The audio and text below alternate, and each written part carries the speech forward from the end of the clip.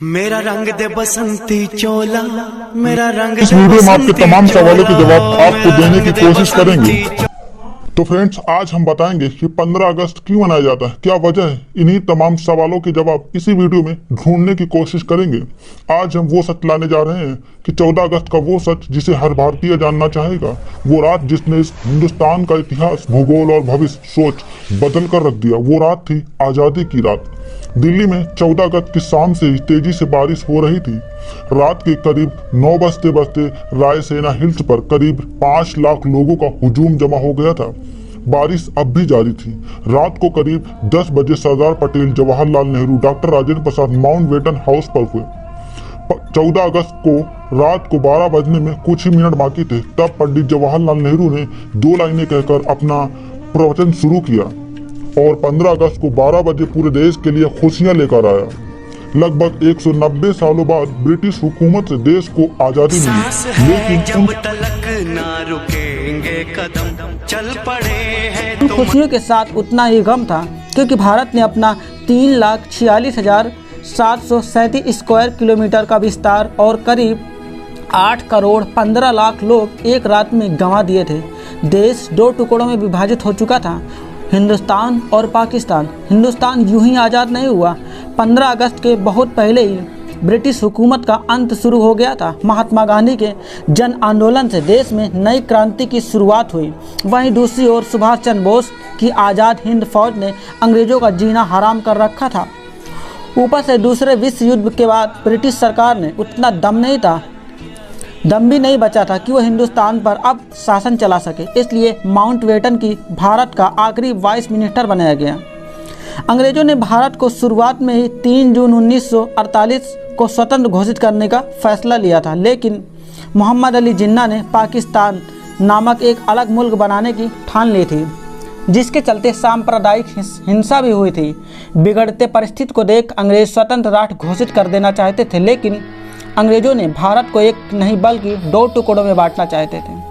स्वतंत्रता के लिए 15 अगस्त ही क्यों चुना गया? वजह यह थी कि 15 अगस्त का दिन इंडिया में शुभ माना जाता है। तय किया गया था कि पंडित जवाहरलाल नेहरू अपनी स्पीच रात 12 बजे से पहले ही ख़त्म कर देंगे और रात 12 बजे से भारतीय लोकतंत्र की शुरुआत होगी, और ठीक वैसा ही हुआ। 15 अगस्त की सुबह 8:20 पर पंडित जवाहरलाल नेहरू और उनके कैबिनेट ने पद और गोपनीयता की शपथ ली। रात 12 बजे से ही लोग इंतजार कर रहे थे, तिरंगे को लहराते हुए देखना चाहते थे। पंडित जवाहरलाल नेहरू रात के 12 बजे ही सबसे पहले तिरंगा लहराया था। पार्लियामेंट सेंटर में लहराया गया था। सुबह 8:20 में ब्रिटिश झंडा हटाकर भारत का तिरंगा लहराया गया था। उस समय देशवासियों की आंखों में खुशी के आंसू थे। आज़ादी के बाद भी अंग्रेजों ने देश को नहीं छोड़ा। कुछ आला अफसर भी भारत में रहे। 1500 ब्रिटिश की पहली टीम 7 मेरा रंग दे बसंती चोला, मेरा रंग दे बसंती अगस्त चोला 1947 के दिन अपने देश रवाना हुई और आखिरी टीम 27 अगस्त 1948 के दिन निकली। दोस्तों, ताज्जुब की बात यह है कि लुटेरे अंग्रेज मेहमान बनकर आए थे और इसी तरह उन्हें विदा किया गया। आखिरी फौज मुंबई के बंदरगाह से विदाई ली तो बैंड बाजा के साथ गीत बजाया गया। 190 साल पहले ही अमीर चंद और मीर जाफर ने ऐसे ही स्वागत किया था। और फिर क्या हुआ? प्लासी का युद्ध।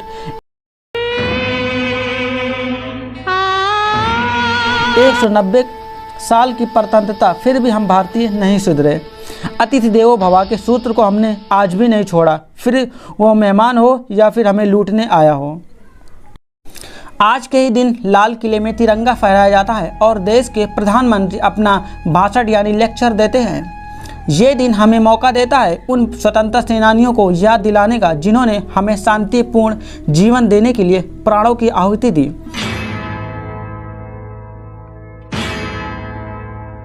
उन्हीं के बलिदानों की वजह से आज हम स्वतंत्र भारत में अपनी मर्जी से हर काम कर सकते हैं। अंग्रेजों से आज़ादी पाना हमारे पूर्वजों के लिए कठिन था, यानी कि असंभव था, लेकिन हमारे पूर्वजों ने लगातार प्रयास किया और आज़ादी प्राप्त कर ली। भारत के कुछ महासैनिक जैसे महात्मा गांधी, पंडित जवाहरलाल नेहरू, सुभाष चंद्र बोस, लाला लाजपत राय अमातुल्ला खां, मंगल पांडे, भगत सिंह, चंद्रशेखर आज़ाद, बहुत सारे स्वतंत्रता सेनानी थे जिन्होंने अपने देश को आज़ाद कराने के लिए अपना बलिदान दिया। एक भारतीय होने के नाते हमारा फर्ज है कि अपने देश को आगे बढ़ाएं। हेलो गाइस, आप सभी का मेरे चैनल टू बी पंकज में स्वागत है। वीडियो को लास्ट तक देखें, बेल आइकन का बटन जरूर दबाएं